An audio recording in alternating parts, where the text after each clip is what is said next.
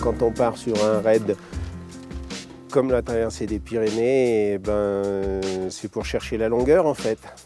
La durée du moins, la longueur, la durée. Plus le temps qu'on passe en montagne est long et plus on s'isole du reste du monde, quoi. Voilà, et ça c'est quand même un grand bonheur.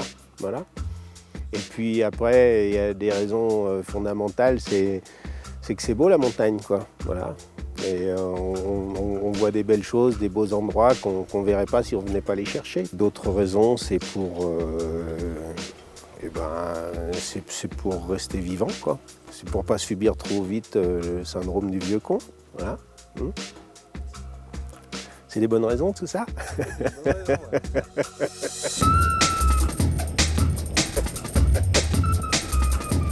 C'est des bonnes raisons, tout ça. C'est des bonnes raisons, tout ça. Oh yeah! C'est quand même un grand bonheur, voilà.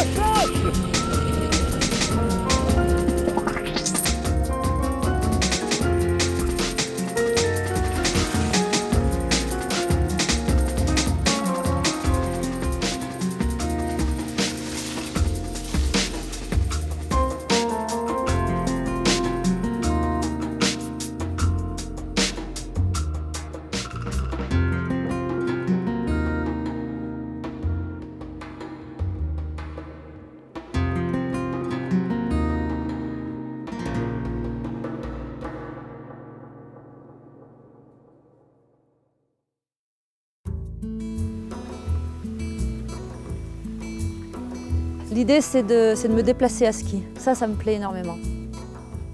Alors, je suis contente quand il y a une pente à skier, bien sûr, mais le fait d'utiliser mes skis pour traverser, ça me plaît vraiment beaucoup, cette idée-là.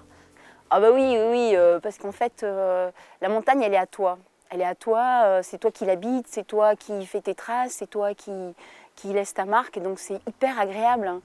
Et en plus, tu es là au bon moment, parfois tu peux décaler ta descente s'il faut, ou changer de pente, et tout est à toi. C'est quand même assez jubilatoire, ça. Ça, c'est extraordinaire.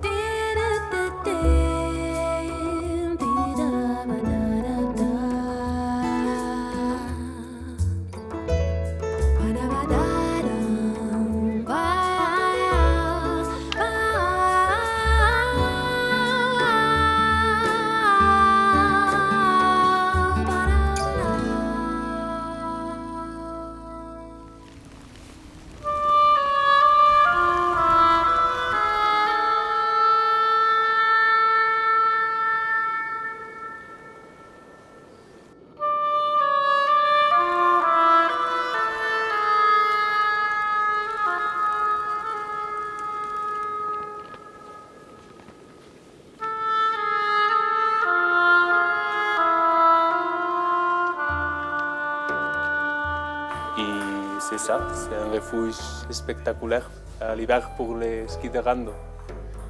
C'est pas très extense, mais il y a une qualité normalement très bonne de neige parce que c'est de tout nord.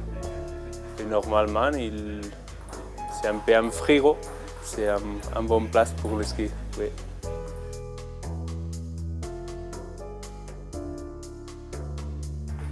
Il n'y a pas beaucoup de risques de l'avalanche sur la route normale alors. Normalement, il y a de la pose de rose bien et pas de risque.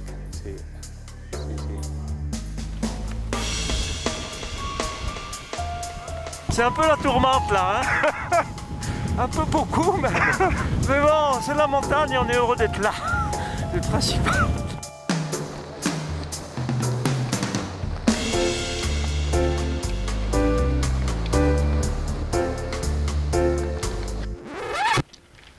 C'est un peu la tourmente là, hein.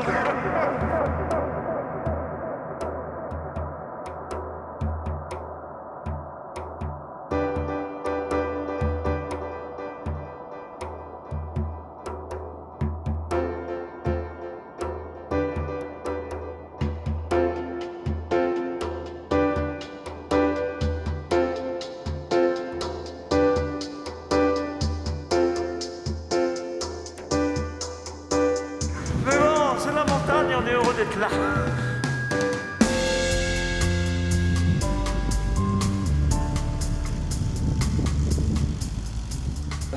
C'est vrai que l'itinéraire a été construit avec des conditions, on dit, optimum. Il a fallu adapter parce qu'on a vraiment eu par moments des conditions qui étaient assez virulentes, quoi, hein. Neige sur l'hôpital Vénasque, là. Il a fallu même un plan B et un plan C, qu'on a adapté. Si jamais il y a eu le taxi, c'est parce qu'il y a eu des conditions trop virulentes qui ne nous ont pas permis de passer sur le plan A. Le plan B n'étant possible, ou le plan C n'étant possible qu'avec une liaison taxi. Donc on utilise dans ce cas-là. Mais on cherche un maximum à faire à ski, à pied, de Mandioules à Hendaye.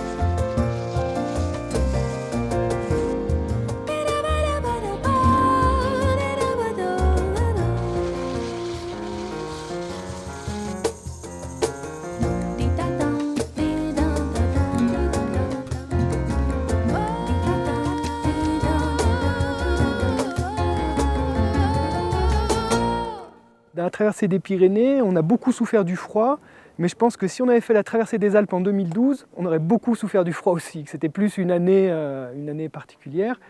Et puis, par contre, objectivement, quelque chose qui est plus rude dans les Pyrénées, c'est les hébergements. Les hébergements, il y a des fois, on a dormi dans des endroits, dans les Alpes, on n'a jamais rencontré des choses comme ça, quoi. Dans les Alpes, on a toujours eu des matelas et des couvertures. Dans les Pyrénées, tu arrives dans des cabanes, il y a une planche en bois, et c'est déjà bien. Des fois, c'est un bas-flanc en béton, et il n'y a rien pour se chauffer. C'est vraiment très, très, très rustique.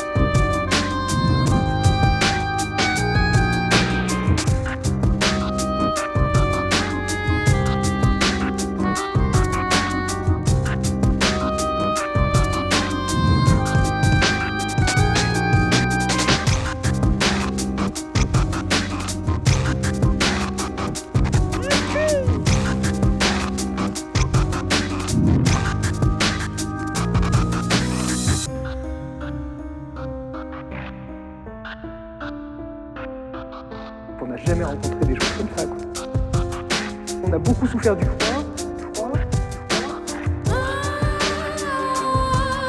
Il n'y a rien pour se chauffer, il n'y a rien.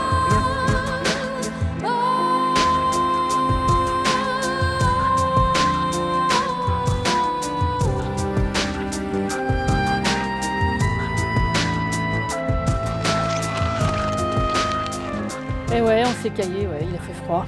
Il a fait très froid. Moi, je me suis arrêtée une semaine parce que j'avais trop froid. Je n'arrivais pas à suivre. En l'occurrence, là, l'équivalent moins 30 tous les jours, et y compris dans des refuges où il n'y avait pas de chauffage, ça ne m'intéressait pas, quoi. Ça ne me disait rien. Je n'y voyais pas de plaisir. Non, non, je crois que ce n'est pas du tout de l'ordre du regret. C'est de l'ordre du vécu.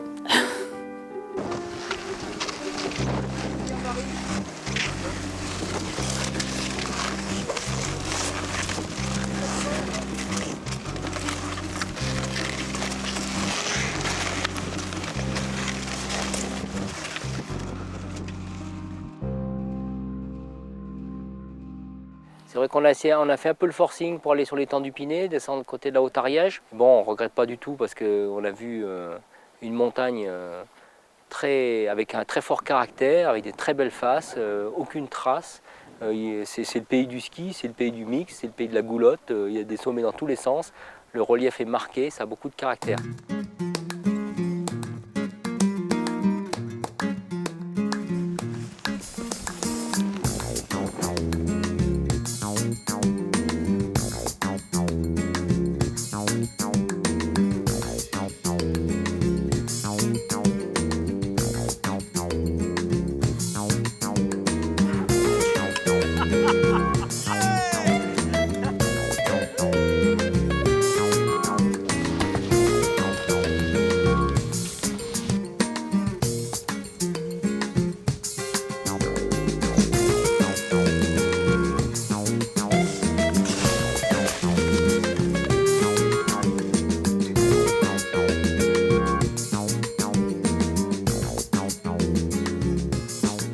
Je trouve qu'on est du mauvais côté du massif.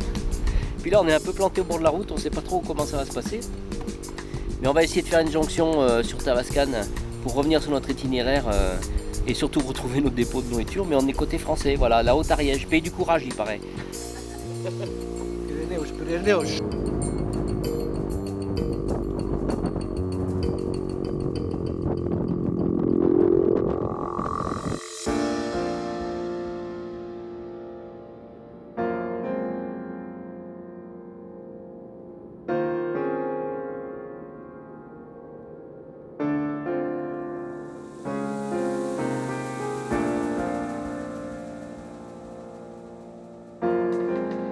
Alors l'histoire se passe au 8e ou au 9e siècle. Charlemagne, qui rentre en France après avoir tenté en vain de vaincre l'Espagne musulmane, traverse les Pyrénées avec Roland, son neveu. Au passage des Pyrénées, l'arrière-garde, commandé par Roland, se fait attaquer par les Sarrasins. Mortellement blessé, Roland souffle dans son olifant pour appeler Charlemagne à son secours. Mais il refuse absolument que Durandal, son épée sacrée, tombe entre les mains des Sarrasins. Alors il tente de la briser sur un rocher, mais c'est la roche qui s'est cassée, formant ainsi une gigantesque brèche. C'est depuis qu'on l'appelle la brèche de Roland. Voilà.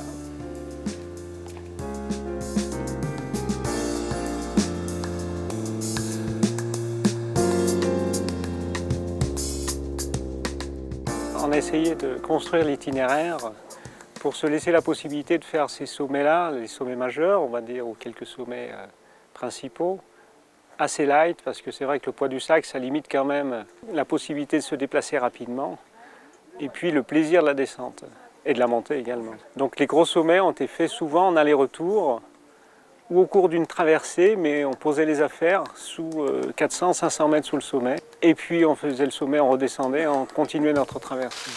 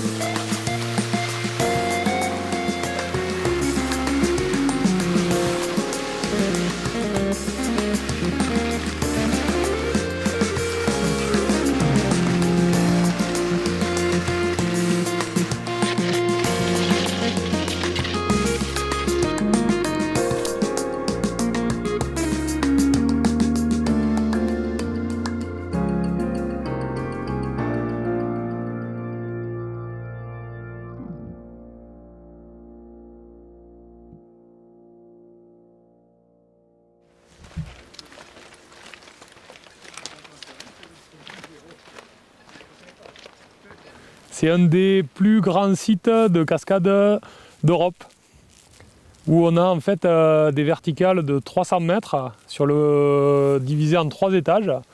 Donc le premier étage qu'on a juste devant nous, le deuxième étage où on retrouve encore 200 mètres de glace, et le troisième étage avec des voies assez dures qui font en règle générale 200 mètres aussi, avec souvent, enfin même principalement, 1 ou 2 longueurs d'artif pour accéder à la glace.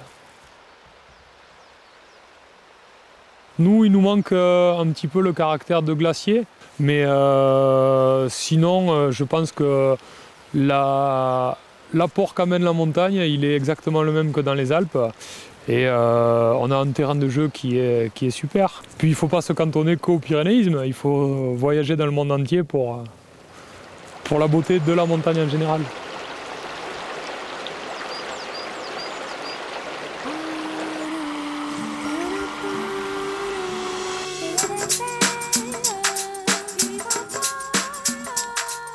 Là, on continue toujours à avancer vers l'ouest et on n'a pas pris la voiture. On continue à ski. On attaque le plan C, hein, ça est cool. Cool, juste 10 km, pas plus.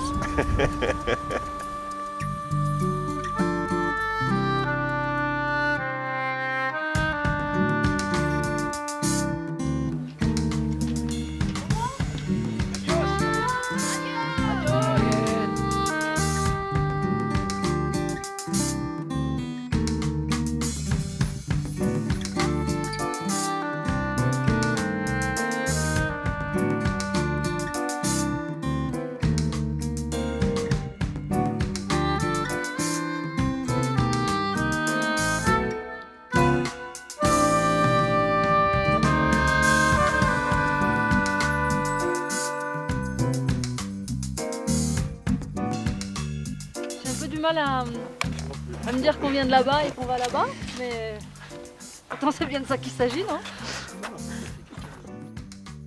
Le fait qu'il y ait des gens qui nous rejoignent toutes les semaines permet d'une part, dans un premier temps, de partager ce qu'on vit, de ne pas être renfermé sur le groupe.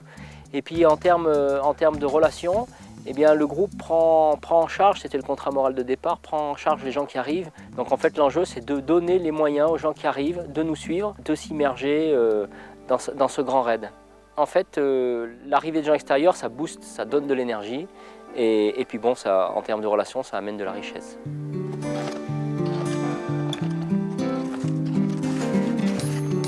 Tu peux t'appuyer sur tes bâtons un peu.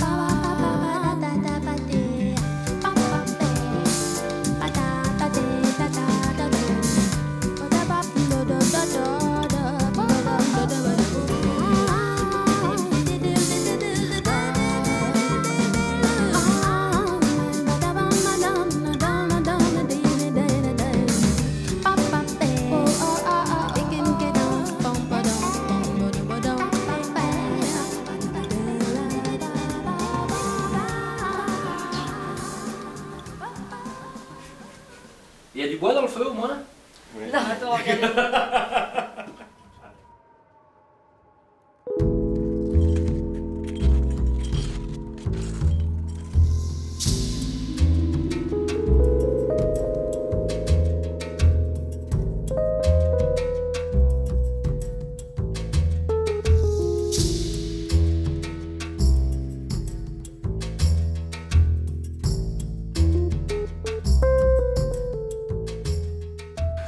Regarde, faut pas que je tombe d'un côté, sur les mains. Sur les pieds.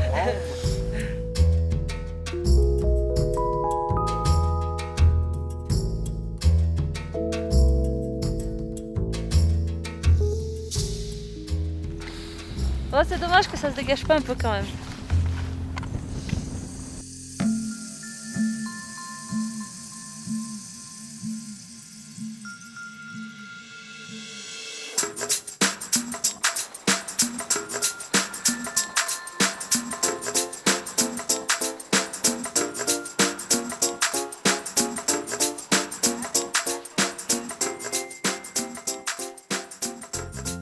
Alors ce qui est bien, c'est que personne ne s'est fait mal, on est tous rentrés, on est tous contents de ce qu'on a fait.